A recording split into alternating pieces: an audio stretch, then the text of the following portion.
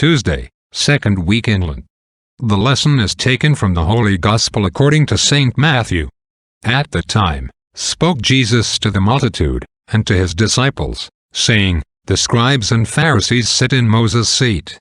All therefore whatsoever they bid you observe, that observe and do. But do not ye after their works.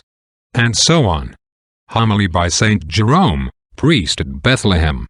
Was there ever man gentler and kinder than the Lord? The Pharisees tempted him. Their craft was confounded, and, in the words of the psalmist, the arrows of babes have pierced them, and nevertheless, because of the dignity of their priesthood and name, he exhorteth the people to be subject to them, by doing according to their words, though not according to their works. By the words Moses' seat we are to understand the teaching of the law.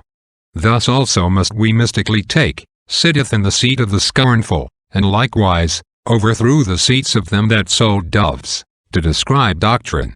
For they bind heavy burdens, and grievous to be borne, and lay them on men's shoulders, but they themselves will not move them with one of their fingers.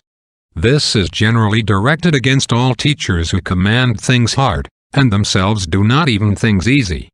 But it is to be remarked that the shoulders, the fingers, and the binding of the burdens, have a spiritual interpretation. But all their works they do for to be seen of men. Whosoever therefore doth anything for to be seen of men, the same is, so far, a scribe and a Pharisee. They make broad their phylacteries, and enlarge the borders of their garments, and love the uppermost rooms at feasts, and the chief seats in the synagogues, and greetings in the markets, and to be called of men, Rabbi.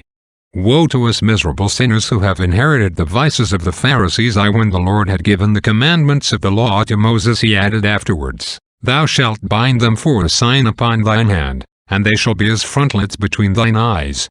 The sense of these words is, My law shall be in thine hand to order whatsoever thou doest, and ever before thine eyes, that thou mayest meditate therein day and night. But the Pharisees, by a bad interpretation, were accustomed to write on pieces of parchment the Decalogue of Moses, that is, the 10 words of the law, and to tie these pieces of parchment, plaited in a peculiar manner, on their foreheads, so as to make a sort of crown round their heads, which projected in front of their eyes, and always moved before them. Amen. Benedicat vos omnipotens Deus, Pater, et Filius, et Spiritus Sanctus. Amen.